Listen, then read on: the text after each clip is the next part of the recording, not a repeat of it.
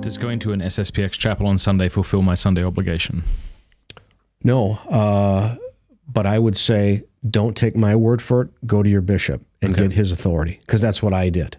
I've explained the rationale behind that already, and that the obligation is tied to a church sui juris that's in full communion with the Pope and with the local bishop, which only makes sense, right? The church has a right to regulate, the liturgy and to ensure that people are worshiping in communion with the Pope and the bishops.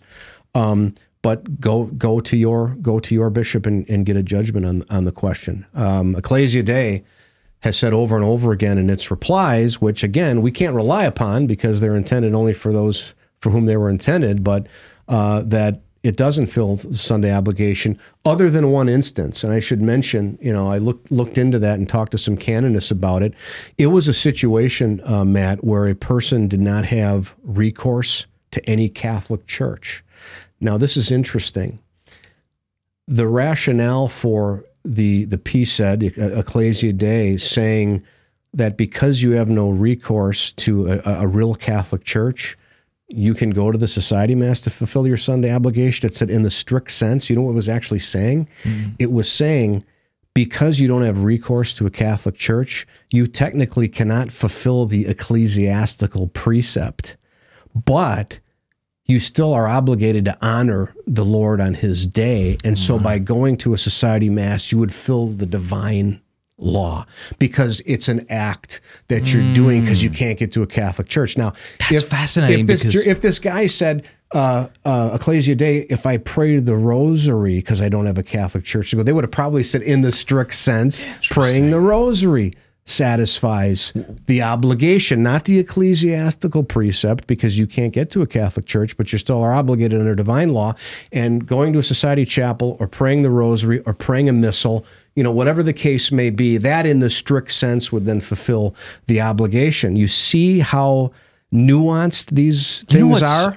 Yeah, I do see that. And what I see funny is the mirroring of this, because you have SSPX apologists online saying you need not attend a Novus Ordo. You can still honor the Sabbath, but maybe do that by praying the Holy Rosary. So it's like the inverse of it, except without the authority to make that. What I'm saying in this particular case is that this is one of many examples where the society will commandeer and take completely out of context and distort something to give a conclusion that really is not reality. That letter that Monsignor Pearl wrote does not mean one can satisfy the obligation by attending a society mass. And in fact, Monsignor Pearl, after he issued that, it was actually published in some Catholic newspapers. And Pearl, it's amazing that he reacted by coming out 4 months later, I think it was in January of 2003, and saying, time out. I gave a reply to a specific individual for his circumstances. This was not intended for the universal church. And he said the masses are illicit, and people are forbidden from attending them. So here we have the society advancing an Ecclesia Dei reply, which they take completely out of context, and then fail to mention the fact that Monsignor Pearl followed up 4 months later with a clarification of what he really meant.